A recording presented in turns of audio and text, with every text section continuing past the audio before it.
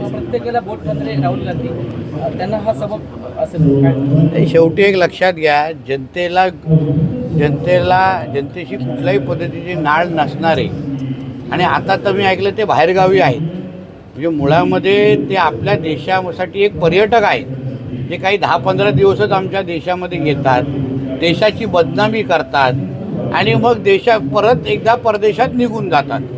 अशा लोकांना जे पार्ट टाईम पॉलिटिशियन आहेत, जे पार्ट टाईम म्हणजे 100% त्यांना भारतीय पण म्हणायचं का हाही आता प्रश्नचिन्ह आहे.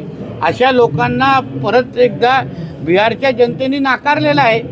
एका बाजूला वोट चोरीची बोंब करायची आणि दुसऱ्या बाजूला लोकशाहीची थट्टा करायची, हेच तर राहुल गांधींचं आत्तापर्यंत सवय राहिला असल्यामुळे बिहारच्या जनतेने परत एकदा आमच्या आदरणीय पंतप्रधान मोदीजी, बिहारचे मुख्यमंत्री आदरणीय नितीश कुमारजी आणि ह्या आमच्या NDAच्या सगळ्याच पक्षाच्या लोकांना परत एकदा बिहारचं नेतृत्व करण्याची संधी दिलेली आहे.